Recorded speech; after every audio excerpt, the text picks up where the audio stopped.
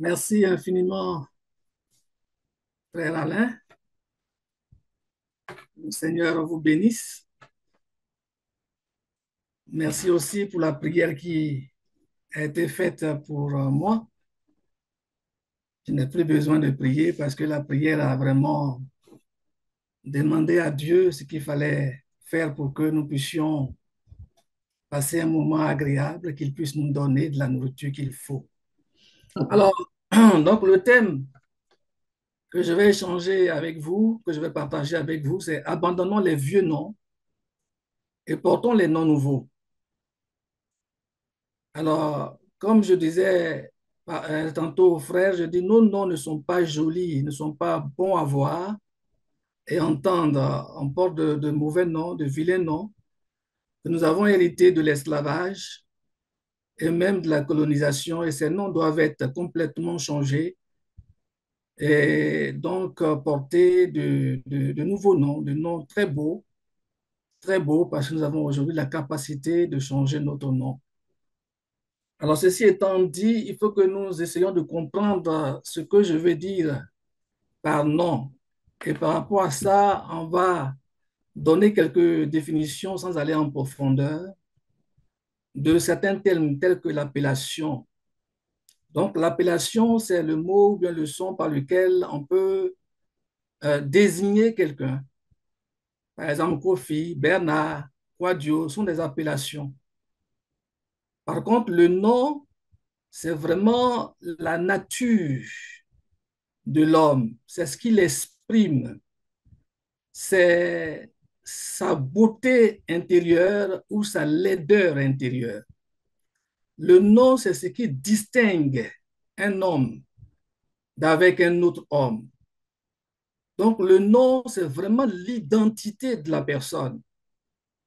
C'est ce qui l'identifie. Et nous, les chrétiens, nous devions avoir un nom parce que cela est possible d'avoir un nom.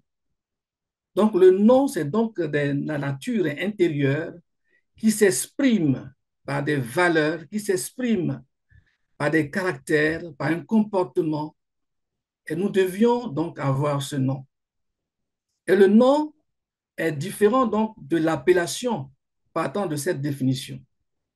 Donc, un nom peut s'appeler, par exemple, fidèle. Donc, c'est l'appellation qui est fidèle. Mais cette personne peut développer en lui-même ou exprimer une nature intérieure qui peut être en contraire, en contradiction avec l'appellation qui lui est donnée. Il est appelé fidèle, mais il peut développer ou bien il peut montrer qu'il est infidèle par sa vie, par son comportement. Il peut montrer qu'il est adultère et donc on l'appelle fidèle, mais en réalité il est infidèle. Et Dieu lui va voir que cet homme infidèle-là, son nom véritable, c'est adultère. C'est ça qui est son nom véritable. Mais les hommes peuvent l'appeler fidèle. Mais pour Dieu, il est appelé adultère, il est appelé meurtrier, il est appelé voleur, en fonction de la nature que tu développes. Donc, le nom doit être vraiment différencié de l'appellation.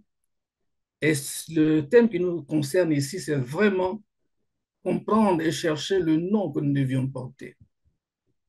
Et partant de là, on va essayer de rentrer dans la Bible. À cause du temps, on ne va pas lire tous les versets. Je vais donc vous lire les portions qui nous intéressent dans ce message.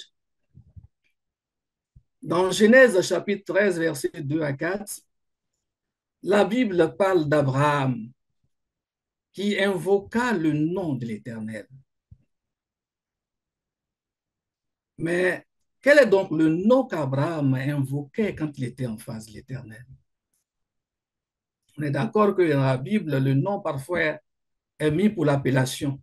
Et des fois, le nom va plus loin et désigne la nature. Mais ici, quand la Bible dit que Abraham invoqua le nom de l'Éternel, nulle part dans le Pentateuque, on a vu dans les 5 premiers livres de la Bible, on a vu un nom ou une appellation de Dieu. Et quel est donc le nom ou l'appellation que Abraham invoqua quand il devait s'adresser à l'Éternel? Surtout que lorsque on lit la Bible, les cinq premiers livres, on le sait, ont été écrits par Moïse, d'après ce que nous dit la recherche. Les cinq premiers livres ont été écrits par Moïse. Et Moïse, parlant de Dieu, il met l'Éternel Dieu, selon la Bible du second, qui veut dire Jéhovah Elohim en hébreu, puisque l'Ancien Testament a été écrit en hébreu et le Nouveau Testament a été écrit en grec. Donc en hébreu, Moïse disait comme ça, Jéhovah Elohim, en parlant de l'Éternel, qui a été traduit en français, l'Éternel Dieu. Bon, or, Moïse est venu plusieurs siècles après Abraham, Jacob, après donc Isaac. Mais donc, quel est le nom que ces personnes-là invoquaient dans leur relation avec Dieu? Nous ne voyons pas cela dans donc, ces cinq premiers livres-là. Et donc, le nom ou l'appellation Jéhovah Elohim, c'est-à-dire l'Éternel Dieu, qui est venu de Moïse, nous le trouvons dans Exode. Exode chapitre 3, versets 6 à 8 et le verset 13 à 15. Donc Dieu s'adresse à Moïse dans le désert lorsqu'il était en train de paître les troupeaux de son beau-père, Moïse qui a fui donc l'Égypte, qui a fui Pharaon après avoir commis donc un crime. Donc Dieu se révèle à lui dans un buisson ardent et lui dit que je suis le Dieu de ton père, le Dieu d'Abraham, d'Isaac et de Jacob. Dieu se présente à Moïse par le nom, par l'appellation de ton père, d'Abraham, d'Isaac, de Jacob, donc ses aïeux. Mais Dieu ne donne pas une appellation claire, non plus à ce verset-là, il ne donne pas un nom. Donc Moïse lui demande, mais Seigneur, oui, tu m'envoies d'aller délivrer ton peuple, mais quel nom, quel est ton nom, quel est le nom que je vais dire quand ils vont me demander? Et Dieu va répondre à Moïse en lui disant, tu vas dire, je suis celui qui suis m'a envoyé. Moïse est vraiment surpris, il s'attendait à une appellation, mais il ne voit pas d'appellation, mais plutôt de quelque chose qui ressemble à un nom, quelque chose qui va caractériser Dieu. Et la question que Moïse pose à Dieu montre que les pères de Moïse n'ont jamais véritablement donné un nom, une appellation à ce Dieu en qui ils croyaient, en qui ils croient. Et cela a été comme ça de génération en génération. C'est pourquoi Moïse peut demander à Dieu quel est le nom que je vais donner. Si Dieu t'a dit, je suis le Dieu de ton père, d'Abraham, d'Isaac et de Jacob, naturellement, s'il y avait un nom que ces pères-là, ces aïeux avaient révélé à leurs enfants de génération en génération, Moïse n'allait plus poser cette question-là. Mais Moïse pose la question parce qu'il n'avait pas entendu de nom. Et Dieu lui dit, je suis celui qui suis. Je suis, va dire que je suis m'a envoyé. Donc Dieu, Moïse, vraiment, il entend ça, mais il ne comprend pas. En fait, Moïse attendait à une appellation alors que Dieu était en train de lui dire son nom. Et le passage qui va nous permettre de comprendre que Dieu est en train de lui dire son nom, c'est le verset 15. Dieu dit à Moïse, va dire donc au peuple, l'Éternel m'a envoyé. L'Éternel, c'est Jéhovah en hébreu. Mais Jéhovah ou l'Éternel, c'est la même chose que je suis. C'est la même chose que je suis celui qui suis. Parce que l'Éternel, Jéhovah, quand on dit Jéhovah, c'est l'Éternel, je suis celui qui suis. C'est pour dire que Dieu, il entend de parler de celui-là qui est l'Éternel. Donc, il disait la même chose. Il disait la même chose par ces termes. Donc, l'Éternel, je suis, je suis celui qui suis, tout ça, c'est Jéhovah en hébreu. Alors, quand il continue dans ce passage, il dit, voici mon nom. Donc, le nom dont il a parlé dans cette deuxième partie du verset, le mot hébreu qui est utilisé là, c'est le Shem. Voici mon Shem, qui veut dire voici ma gloire. Voici euh, ma gloire, voici, comment je vais dire ça? Voici ma réputation. Voici ma gloire. Voici ma réputation. C'est-à-dire le thème par lequel j'ai rayonné dans ce monde et par lequel les hommes de foi ont pu être en contact avec moi, en relation, en communion avec moi. C'est ça mon Shem. Mais quand il continue, il dit, voici mon nom. Et le deuxième nom là, ce n'est plus Shem. Le mot hébreu qui est mis là à la place de nom, c'est voici mon Zéker. Et mon Zéker veut dire ma sainteté. Donc voici ma sainteté par laquelle tout homme de foi pouvait rentrer en communion avec moi. Donc tout homme de foi, voyant ma sainteté, voyant ma gloire, voyant ce que je peux réaliser par lequel les hommes voient ma réputation, c'est par ça que, alors, les hommes pourront voir que c'est moi, le Dieu créateur de toutes choses, qui existe, qui n'a pas de commencement de vie, qui n'a pas de fin de vie et qui demeure éternellement. C'est moi qui suis en train de parler. Donc, va dire ça au peuple. Va dire ça à tes frères, à tes parents.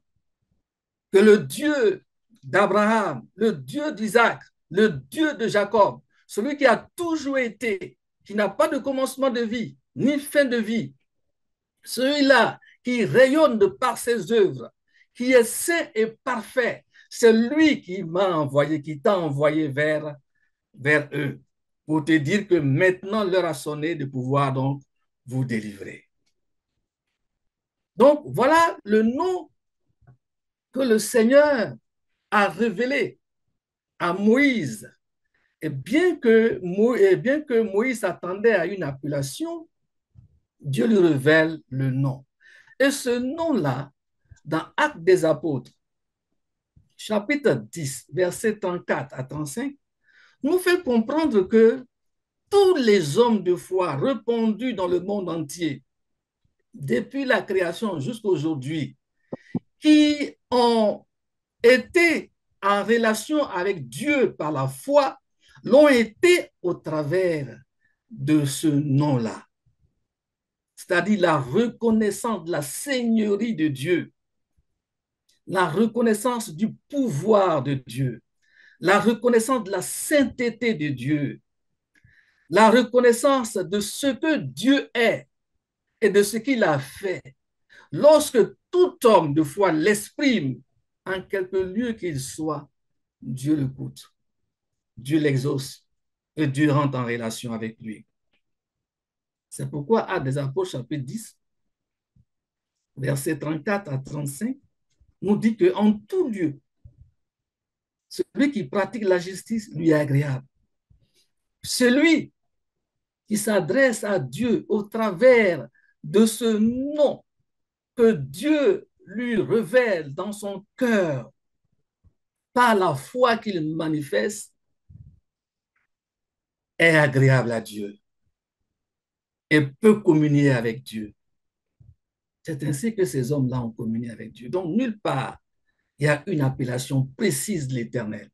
Donc, Dieu a parlé en hébreu, Jéhovah, qui veut dire je suis, celui qui existe, l'existant. Mais si c'était en gros, par exemple, il dira Mali entier, Moi qui suis l'existant, malais entier. Si c'était embaoulé, il dira encore embaoulé. Il va donc donner cette expression-là, embaoulé. Et dans toutes les langues. Donc, dans toutes les langues, l'homme peut s'adresser à Dieu par un nom et non par une appellation. Donc, on ne peut pas aller chercher parmi les Hébreux, dans la langue hébreu, une appellation pour dire que c'est cette appellation-là qui est forcément désignée à Dieu. C'est à travers cette appellation-là que l'homme peut s'adresser à Dieu. Non, c'est plus grand que cela.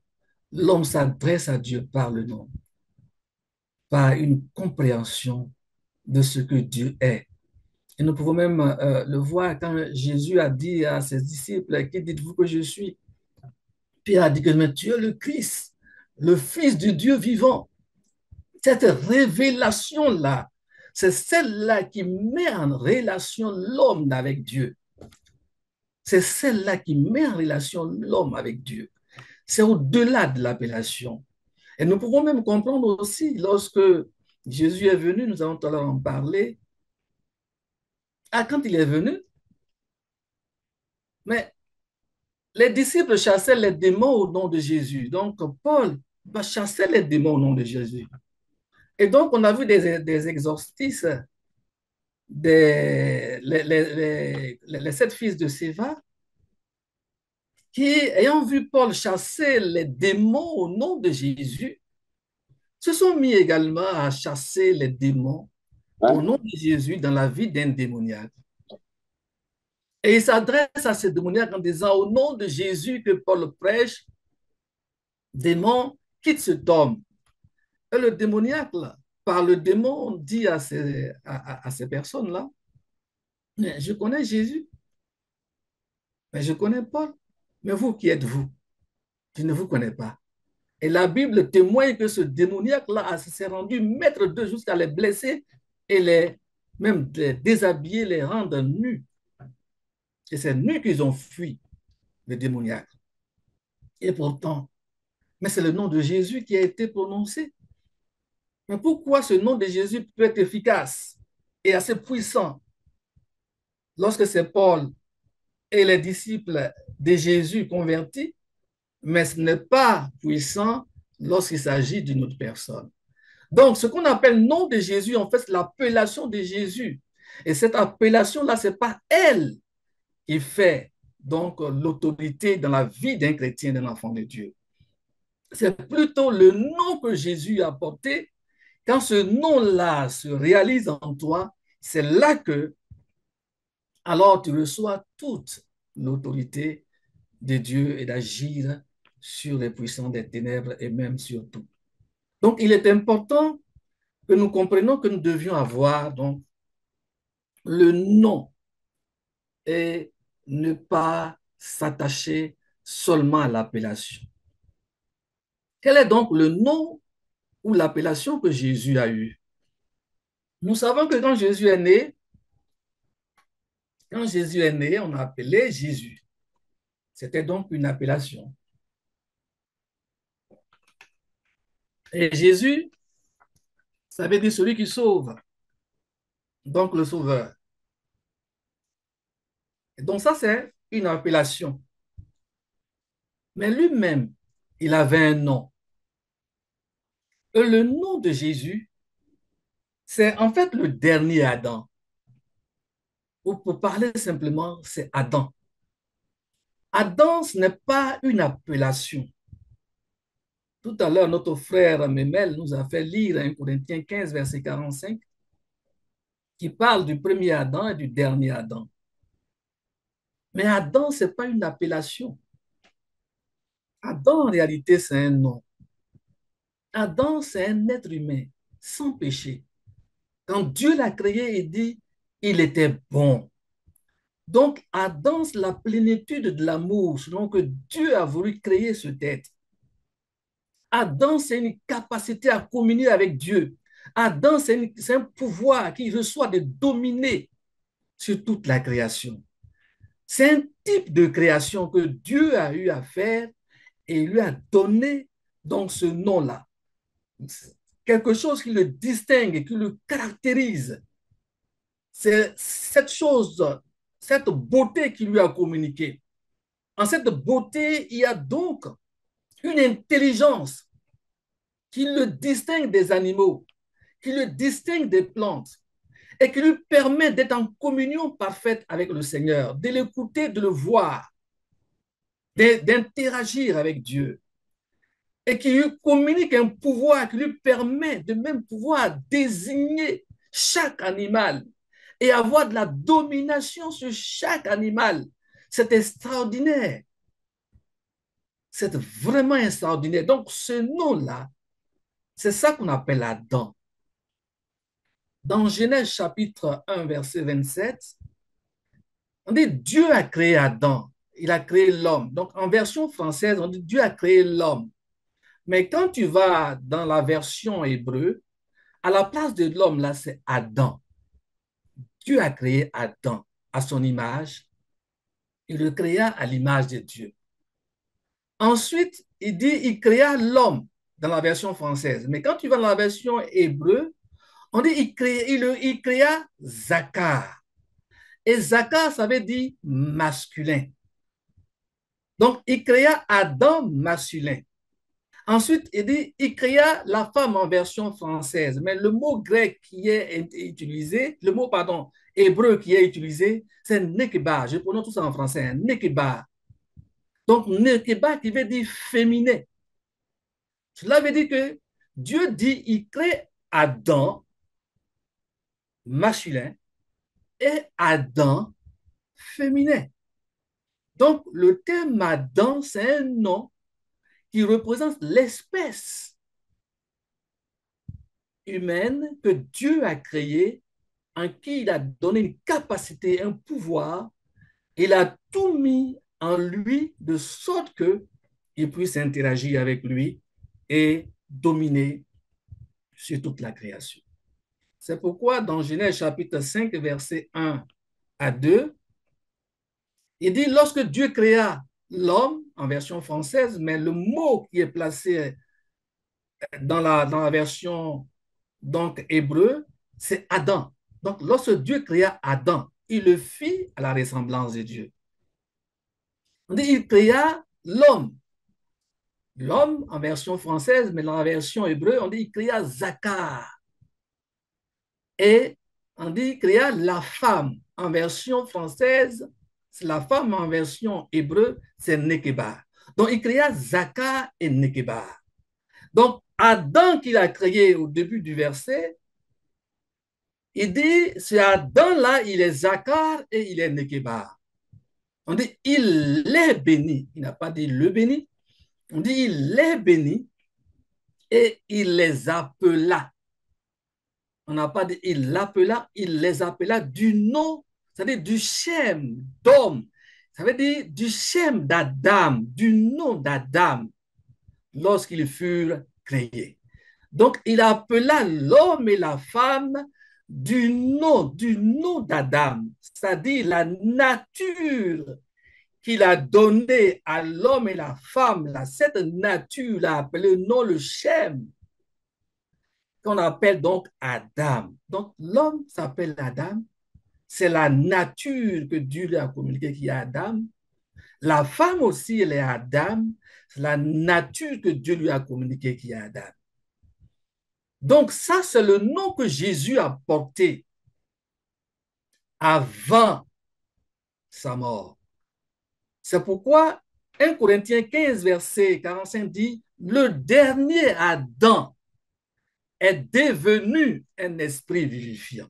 Donc, le dernier Adam, voici ce qu'il a manifesté. Il a manifesté donc la gloire de Dieu, il a manifesté la beauté de Dieu, il a manifesté l'autorité de Dieu, la puissance de Dieu, il a manifesté en un mot toute la beauté de l'Éternel. Que Dieu a voulu que ce type de création puisse manifester. Et ce dernier Adam l'a manifesté. Le premier Adam a manifesté, mais après il a péché et il a perdu tout cela. Ça, c'est donc le nom que Jésus a porté avant sa mort. Mais quel est le nom qu'il a porté après sa mort? Oui, après la mort de Jésus, il a porté un autre nom. Et nous devions connaître cet autre nom-là en vue de le chercher et de pouvoir donc être capable de saisir ce nom-là aussi.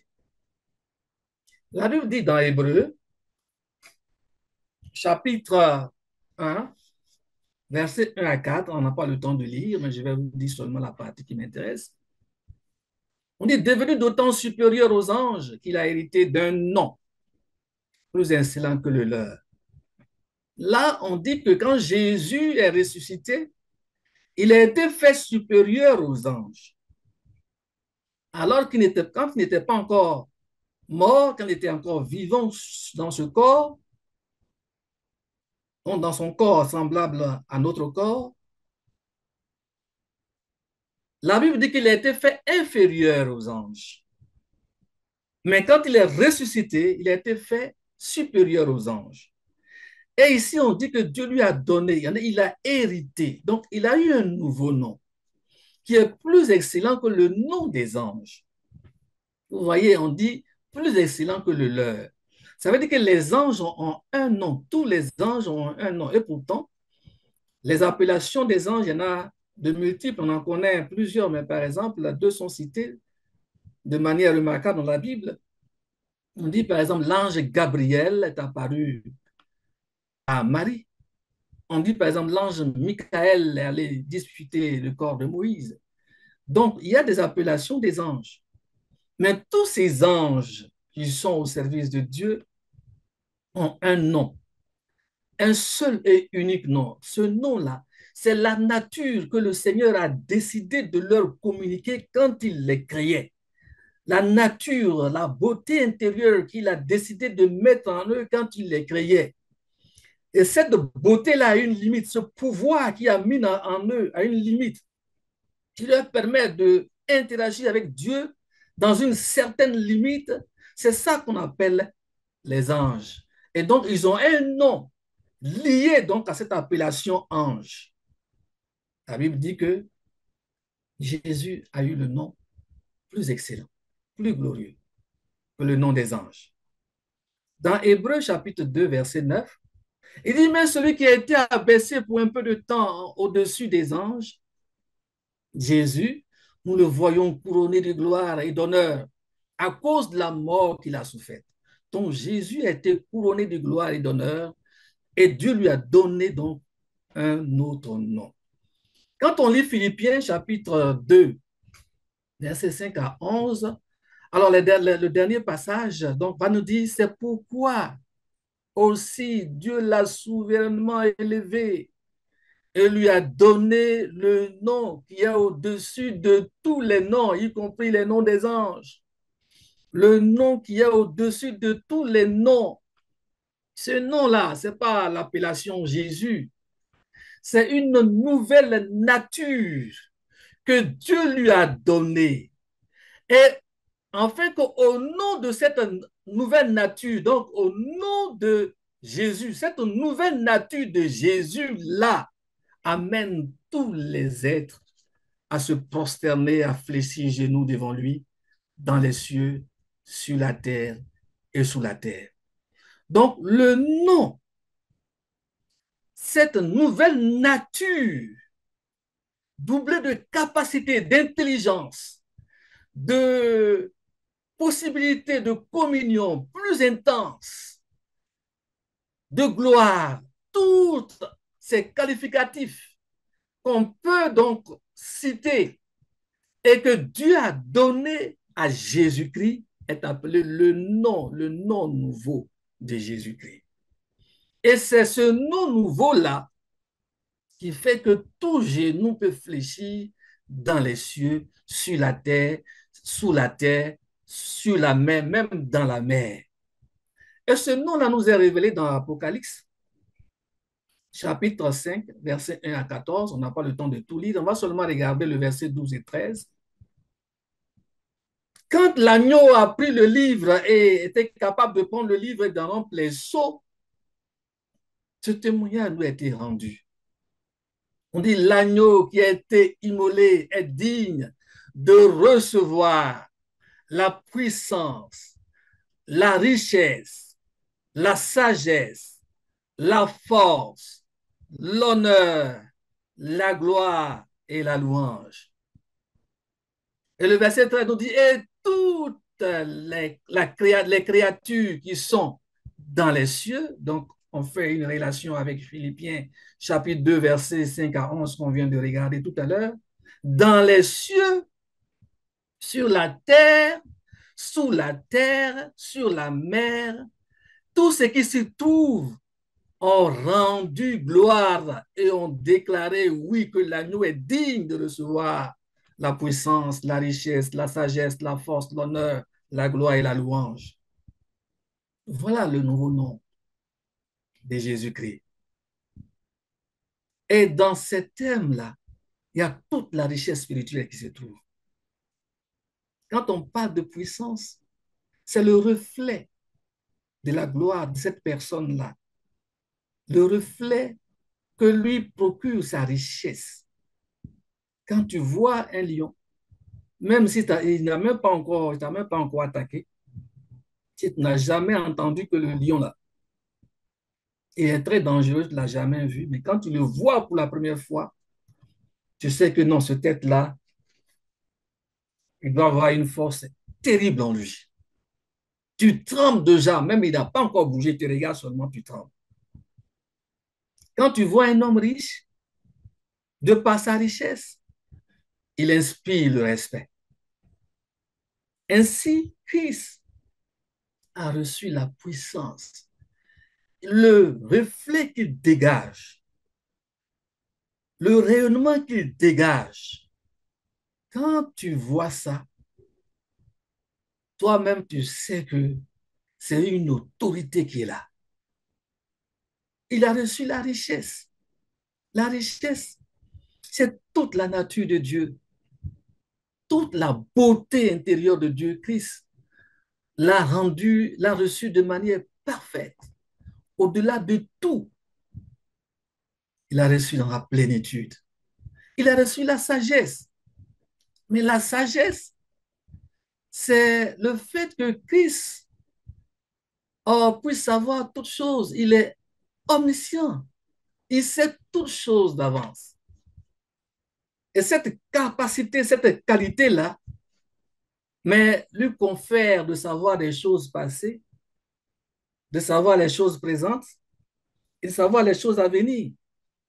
Il est donc omniprésent par la sagesse qu'il a reçue. Il a reçu la force, c'est l'autorité, la puissance qu'il a de s'assujettir toutes choses, de déclarer une chose et la chose s'accomplit. Il a reçu l'honneur.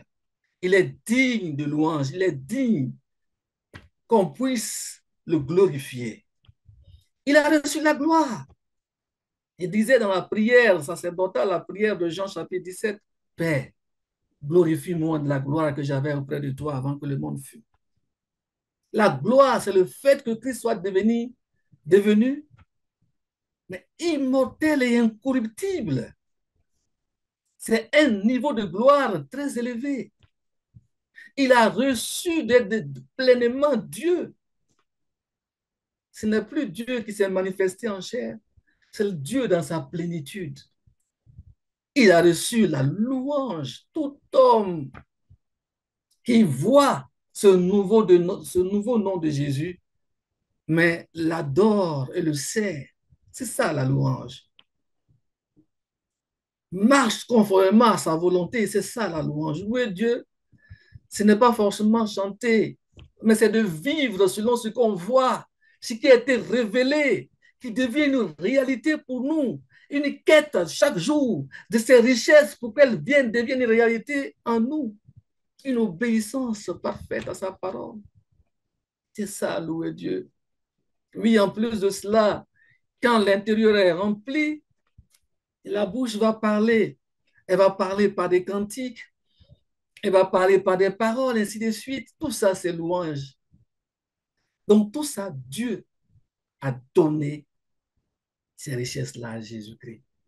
Et c'est à partir de là, et c'est pour ça que tout genou dit, mais voilà, cet homme-là, nous allons nous prosterner devant lui. Ce texte, ce Dieu-là, nous allons nous prosterner devant lui. Parce que voilà ce qu'il est. Voilà le nouveau nom de Jésus-Christ. Et ce nom-là, ces deux noms, nous devions chercher à les porter. On ne doit pas se contenter de dire que nous sommes des enfants de Dieu. Nous croyons en Dieu, on a été baptisés et puis s'arrêter là. Il faut que la justification nous conduise à devenir nous-mêmes justice. Il ne faudrait pas que on se plaise à dire qu'on a été justifié, aucune transformation n'est en nous. Et pourtant, on a été justifié pour devenir justice. On n'a pas été justifié pour demeurer tel qu'on est. En ce moment, pourquoi la prophétie a dit, quand Jésus est né, on dit c'est lui qui sauvera son peuple de son péché. Mais sauver quelqu'un de quelque chose, c'est anéantir cette chose-là dans sa vie. Tant que la chose est là, comment on peut dire qu'on est sauvé de ça? Donc, si tu crois en Jésus-Christ, c'est que Jésus-Christ est venu te sauver de tes péchés. En d'autres termes, il est venu anéantir, te délivrer, enlever, ôter de manière pleine et totale le péché en toi. Mais comment peux-tu dire que je suis justifié et tu demeures tel depuis des années que tu as cru? Tu es en train de rendre menteur le Fils de Dieu. Tu es en train de rendre impuissant le ministère, la prophétie et tout ce qu'il a accompli comme grâce pour toi. Oui, mes bien-aimés, nous pouvons porter le beau nom de Jésus-Christ. C'est au-delà de l'appellation Jésus. Parce que certains dans le monde appellent leurs enfants Jésus, d'autres l'appellent Christ, ainsi de suite. Ce n'est pas ça le plus important. Quelle est la nature que tu dégages? C'est ça le nom que nous devions porter. Et c'est celui de Jésus que nous devions porter au travers des richesses, des moyens qu'il a mis à notre disposition. Ce n'est pas pour rien qu'il nous a donné le Saint-Esprit. Ce n'est pas pour rien que le Saint-Esprit révèle la parole de Dieu, la parole prophétique, qui est esprit et vie, dans laquelle il y a le pouvoir, la puissance de nous délivrer entièrement et complètement du pouvoir du péché et de la mort, conformément à Romains chapitre 8 à partir du verset 1. Nous devions être pleinement affranchis, pleinement délivrés. Tant que nous sommes esclaves du péché, il y a un problème. Il y a un problème et pourtant la provision est là. La parole de Dieu est puissante. Cette parole révélée en elle, il y a l'autorité de nous délivrer complètement du péché, de nous anéantir, d'anéantir en nous entièrement le péché, de sorte que nous puissions porter les fruits de justice, que nous puissions porter les fruits de la vie, que nous soyons pleinement vie manifestée sur cette terre, que nous par là, rendons menteurs les hommes qui disent que c'est pas possible qu'un homme devienne saint. C'est pas possible qu'un homme devienne divin, que manifeste la nature de Dieu. C'est pas possible qu'un homme ne manifeste pas le péché et il se complaise à dire la chair est faible, mais l'esprit est bien disposé. Oui, la chair pour nous ne peut pas avoir le pouvoir. Cette chair-là, le Seigneur l'a anéantie en nous. Cette chair qui est le condensé du péché, le Seigneur l'a anéanti en nous. Elle est morte selon les versets que nous ont lus tout à l'heure, le frère Mémel. Elle est complètement morte pour que nous puissions porter la nature de Dieu, que nous puissions devenir un nouvel homme, créé selon Dieu dans une justice et une sainteté que produit la vérité. Oui, c'est la vérité.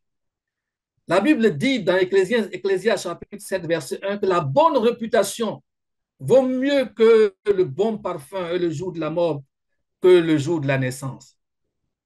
Mais la bonne réputation, le terme hébreu qui est mis à la place de réputation, mais c'est Shem, qui veut dire non.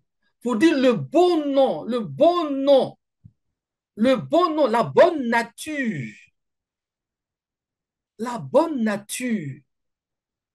qui est une nature glorieuse, qui présente la sainteté de Dieu, qui manifeste la sainteté de Dieu. Mais ça vaut mieux que le parfum. Mais le parfum, c'est montrer ce que on n'est pas aux yeux des hommes. C'est aux yeux des hommes montrer qu'on est parfait, qu'on est saint, qu'on n'est pas adultère, qu'on n'est pas voleur. Alors qu'en réalité, on est voleur, on est menteur, on est ceci, on est cela, on n'est pas conforme à la parole de Dieu. C'est ça le parfum. Le parfum, c'est quelque chose qui donne une bonne odeur et puis après, l'odeur disparaît. Donc, aux yeux des hommes, tu mets ton parfum. Tu te présentes comme un homme bon, un homme qui aime Dieu, qui loue le Seigneur. Mais juste après, mais te voilà dans les choses impures, dans les pratiques démoniaques.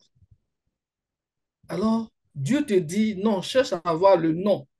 Au lieu de te parfumer là, cherche à voir le nom. Cherche à voir la nature de Dieu. Cherche à développer, moi, ma nature, moi, Dieu. De sorte qu'en tout temps, en tout lieu, tu sens bon.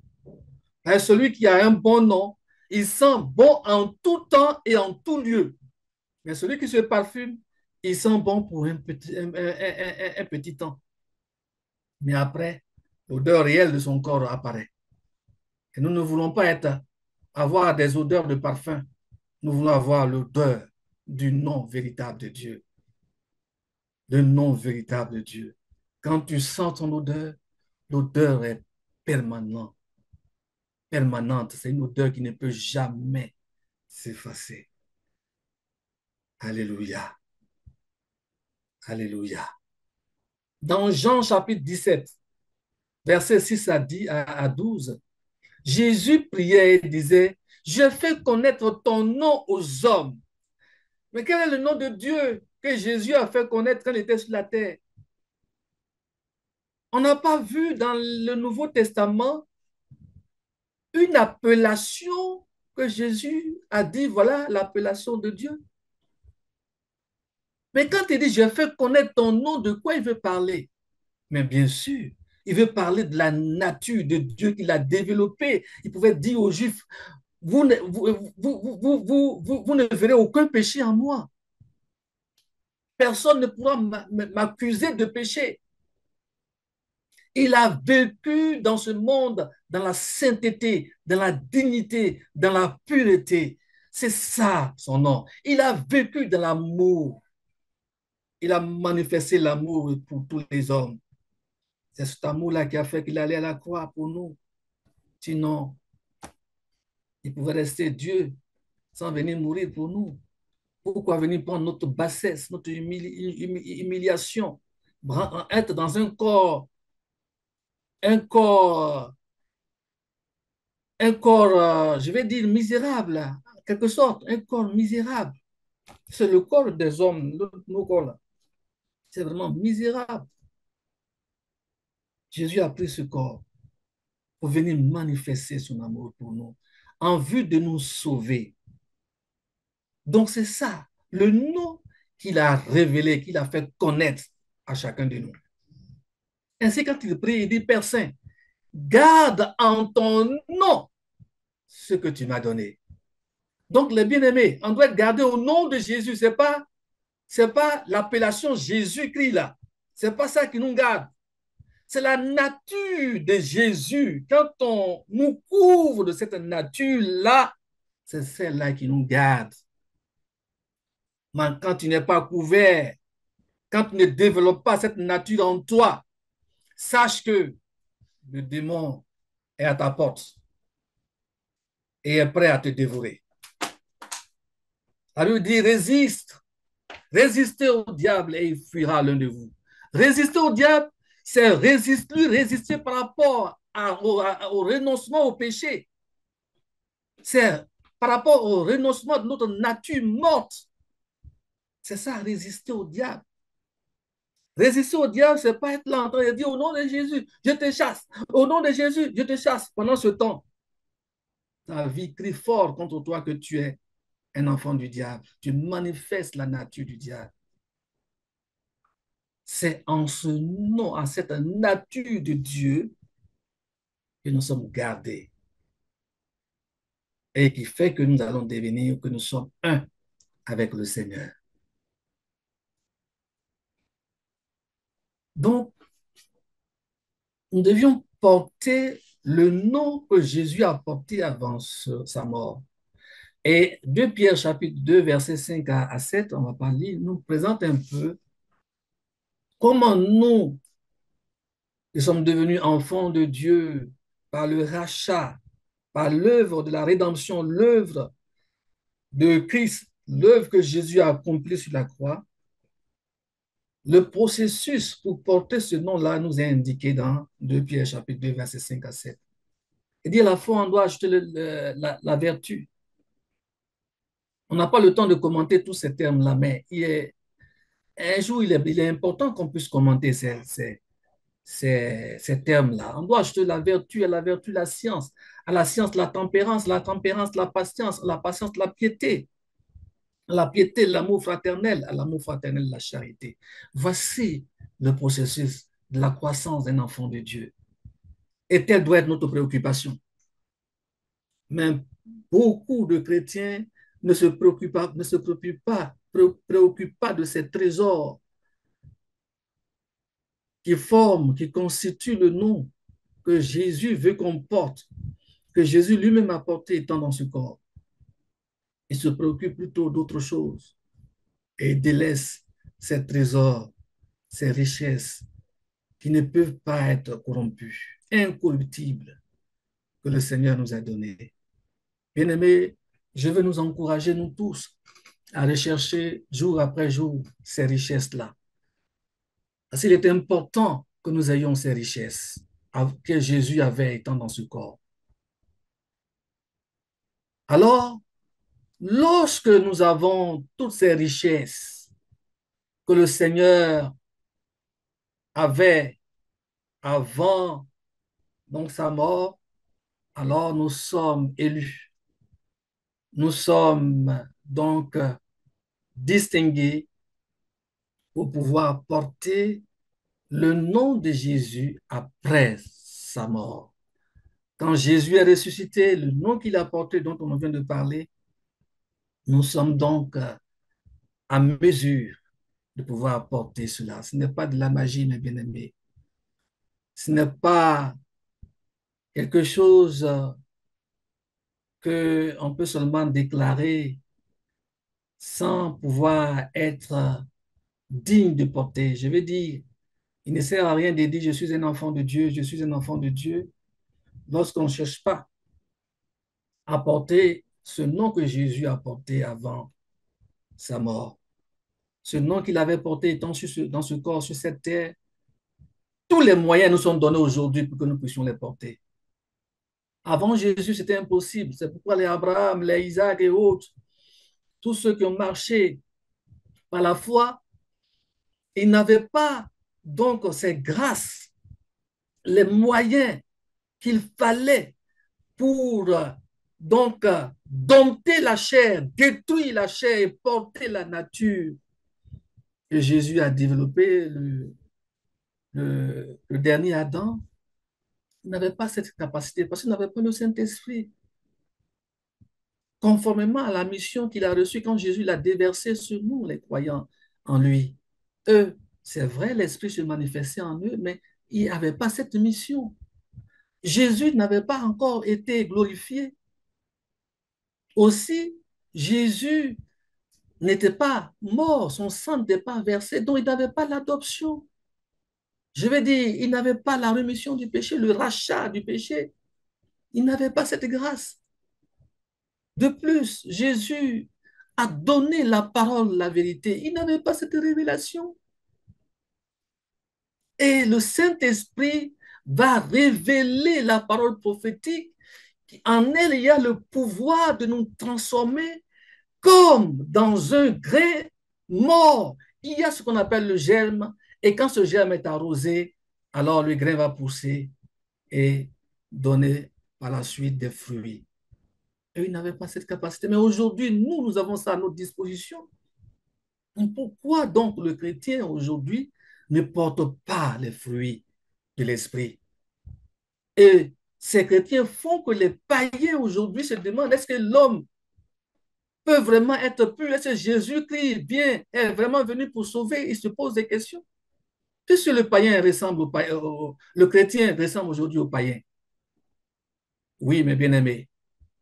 Dans Apocalypse chapitre 3, du verset 12 au verset 13, et le Seigneur nous dit que à ceux qui vont vaincre, ceux qui ne vont pas renier le nom de Jésus, le verset 8, il dit, parce que tu n'as pas renié le nom de Jésus.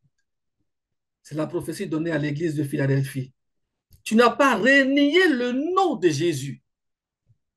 Ce n'est pas renier l'appellation Jésus. Hein.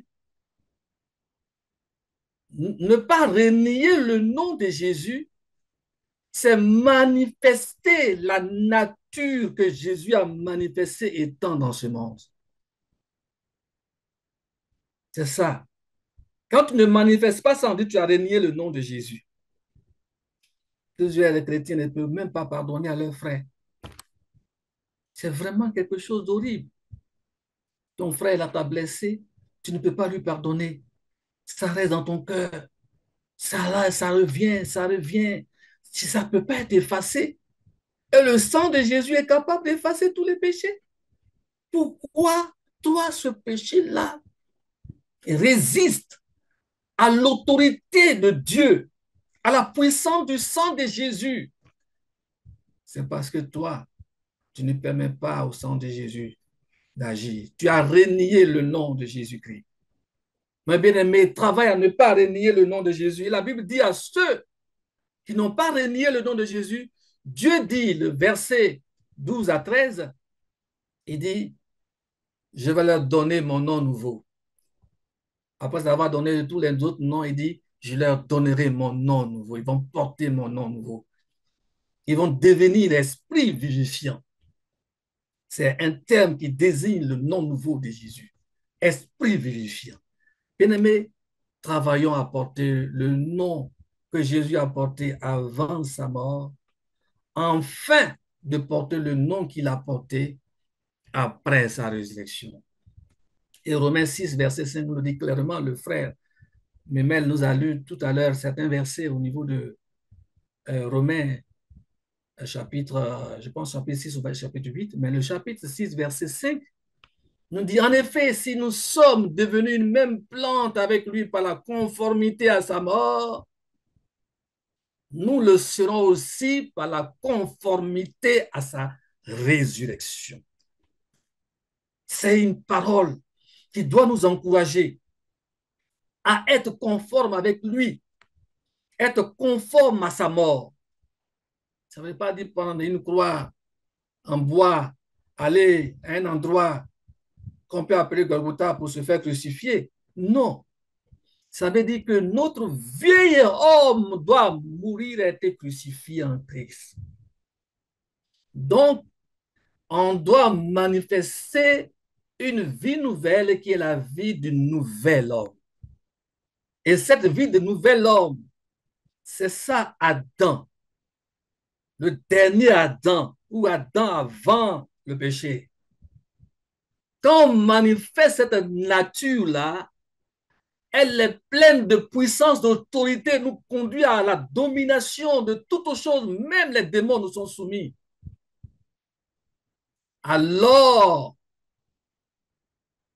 la nature qu'il a eue après la résurrection, on va pouvoir la voir. Quand nous portons la nature de Jésus avant sa mort, qui nous conduit non seulement à dominer le péché, à ne pas tomber en tentation, mais à manifester, à réaliser la pureté incorruptible de Jésus-Christ lorsqu'il était dans ce corps. Il a été tenté comme nous. Mais il pouvait dire, Satan, tu viens, mais tu n'as rien à moi. Et tout ce que Satan a pu faire, cela n'a pas porté du fruit en lui. Il est resté sans péché. C'est pourquoi il est devenu pour nous un véritable souverain sacrificateur. Donc, si nous portons son nom avant sa mort, alors nous sommes qualifiés à porter son nom après la résurrection. Comment cela peut se faire? Je vais aller très vite à cause du temps. Il y a 5 choses que nous devions retenir, que moi j'ai pu noter, il peut y en avoir d'autres que des frères pourront trouver pour ajouter plus tard. Les 5 choses qui doivent se réaliser en nous, c'est la nouvelle naissance, être né de nouveau. Nous devons savoir qu'il y a 3 types de naissance. Il y a la naissance selon la chair, la naissance biologique, il y a la naissance donc, biologique, il y a la naissance de la chair et la naissance de l'esprit.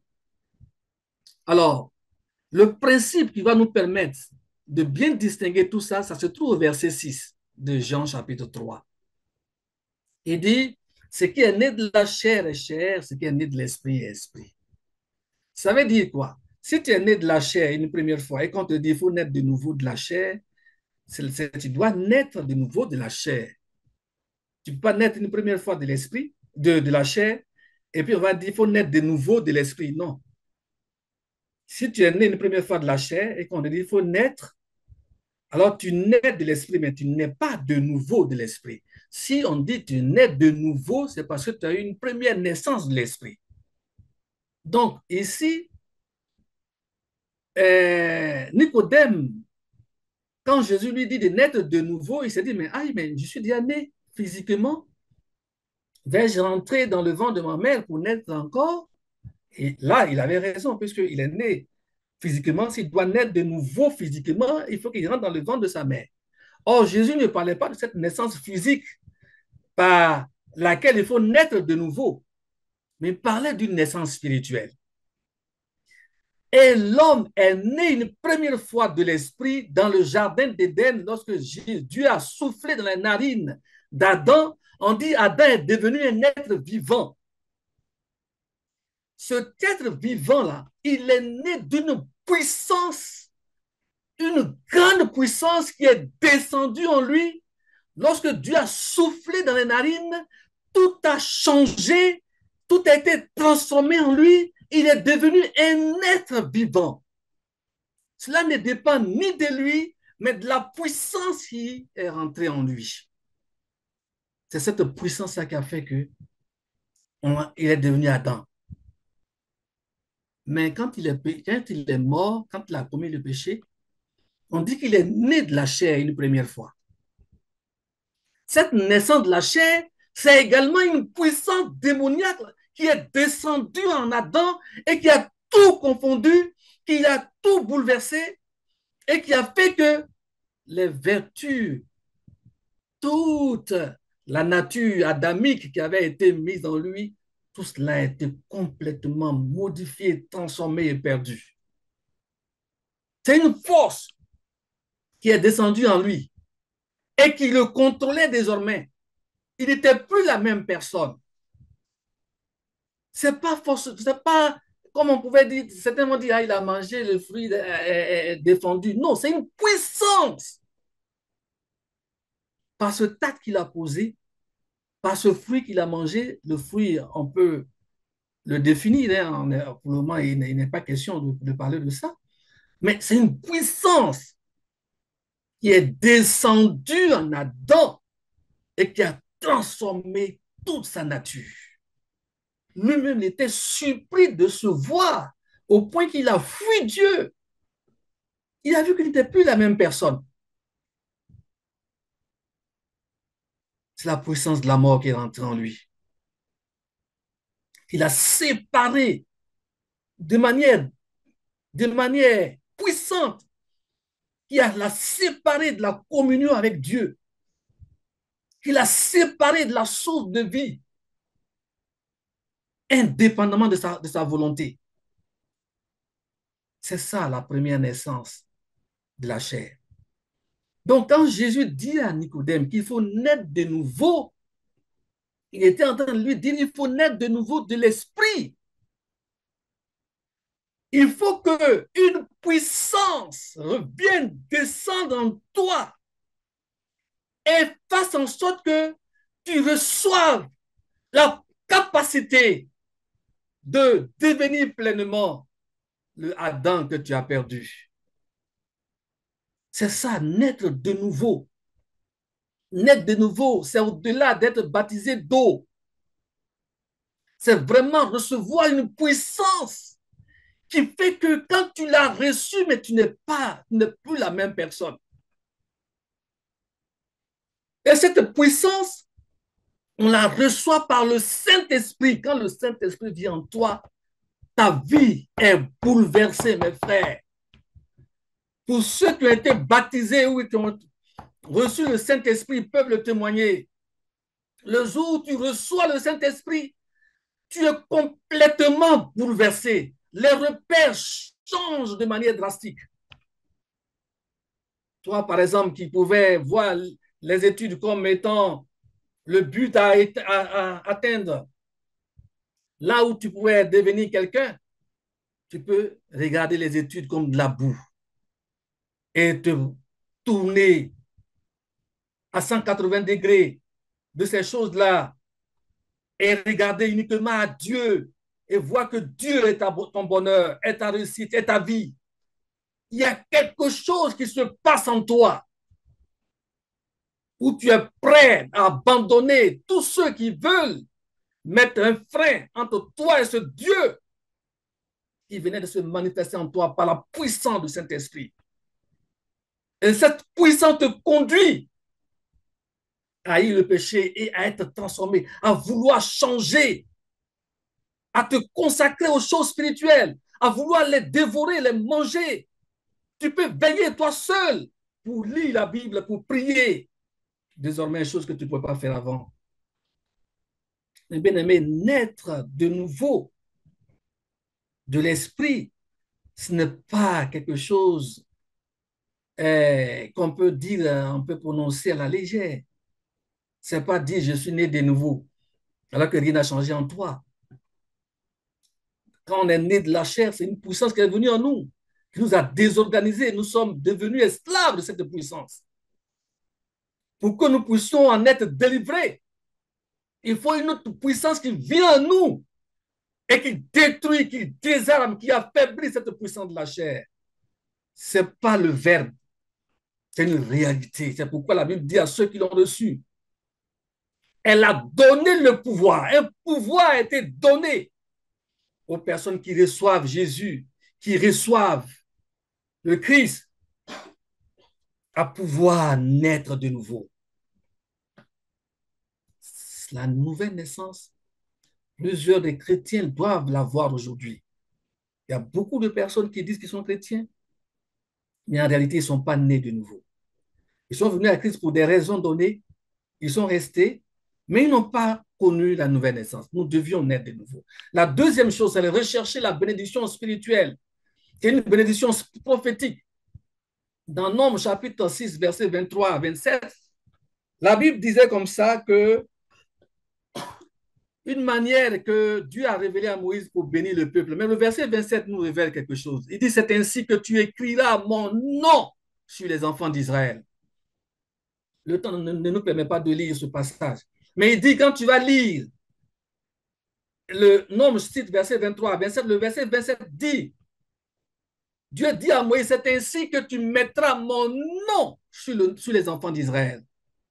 Donc, quand il dit qu'il faut bénir Israël, par ce verset, on comprend que ce n'est pas une bénédiction matérielle, mais c'est plutôt une bénédiction au-delà du matériel, une bénédiction spirituelle. Puisque cette bénédiction doit faire en sorte que les enfants d'Israël puissent porter le nom, la nature, la beauté intérieure de Dieu. Donc, quand il dit que l'Éternel te bénisse et te garde, il veut dire que l'Éternel abonde, fasse abonder en toi la pluie de la parole de Dieu. La parole de Dieu doit t'arroser jour et nuit. C'est ça, l'Éternel te bénisse. La bénédiction ici, c'est la parole de Dieu. Et cette parole nous garde, elle nous protège. Il dit que l'Éternel fasse lui sa face sur toi. Quand tu écoutes la parole, la bénédiction, tu rayonnes. C'est comme un feu allumé, comme une lampe allumée. Et au fur et à mesure que tu reçois cette bénédiction, cette parole de Dieu, alors la lampe va briller davantage en toi. La Bible dit dans Hébreux chapitre 9, il dit, quand nous allons regarder la gloire du Seigneur dans un miroir, le miroir c'est la parole de Dieu, nous sommes transformés la même image de gloire en gloire. C'est ça que l'Éternel fasse lui sa face sur toi et qu'il t'accorde sa grâce. C'est quand la parole de Dieu devient une réalité dans ta vie, alors tu baignes dans la grâce de Dieu. Et la dernière bénédiction, il dit que l'Éternel tourne sa face vers toi et t'accorde la paix. Tourner sa face vers toi, c'est le contraire de détourner sa face vers toi.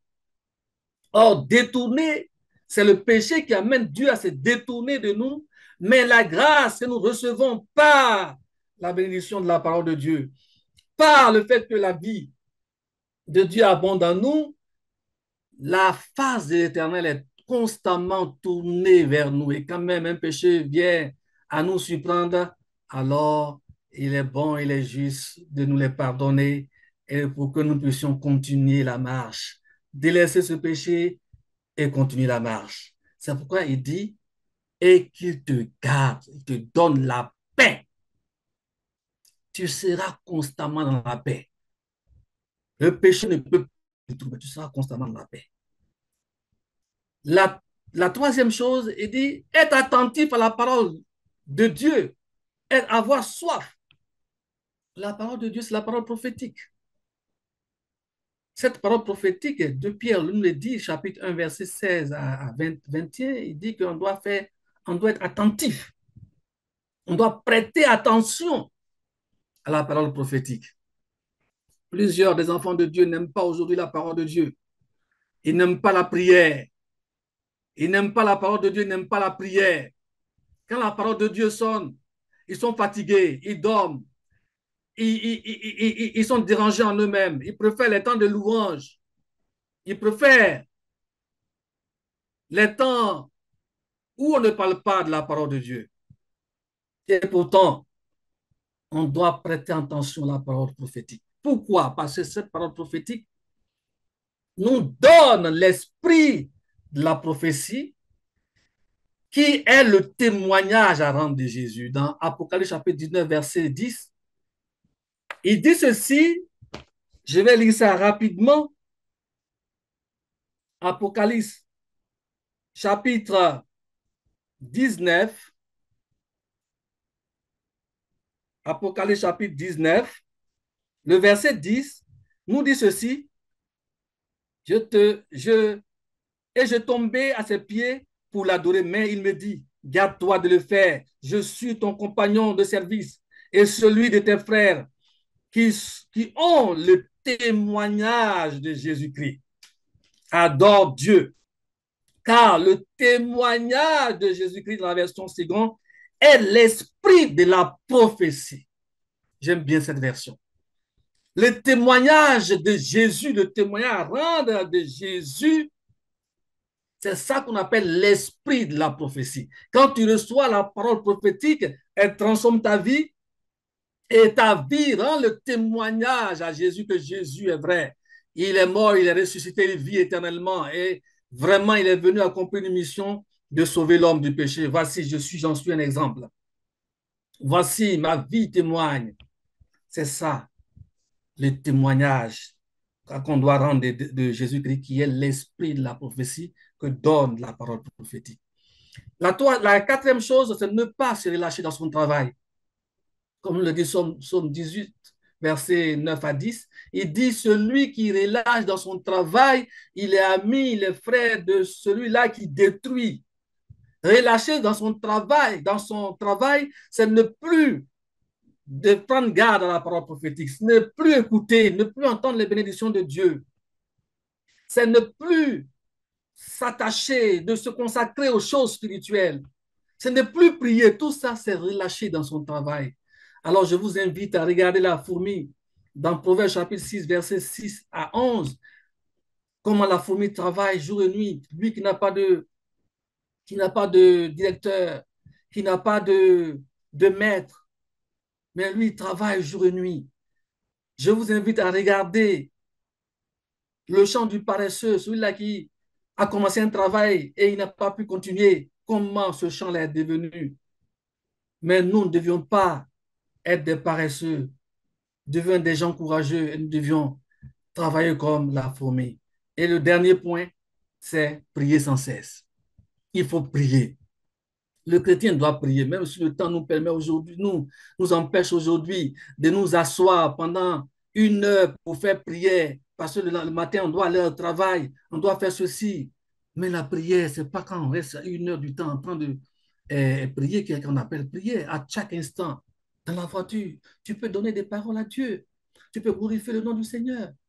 En 1 minute, en 30 secondes, au travail, à des moments où tu te relaxes un peu, mais rends gloire au Seigneur. Mais dis de bonnes choses à l'endroit du Seigneur, glorifie le nom du Seigneur. Partout, quand tu vas manger, en train de marcher, mais glorifie le nom du Seigneur. On peut prier à chaque instant. Et Dieu nous invite à être des hommes de prière. Quand la Bible dit que Jésus priait à tout temps, il faisait des prières comme ça. Il entend de marcher, il prie, il est assis, il prie. Il prie à tout moment des prières de 5 secondes, de 1 minute, de 5 minutes.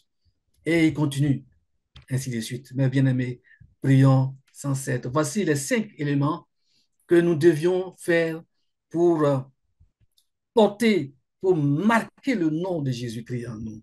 Que le Seigneur nous bénisse, que Dieu vous garde et qu'il continue de nous illuminer, de illuminer les yeux de notre cœur afin que nous allions toujours de gloire en gloire.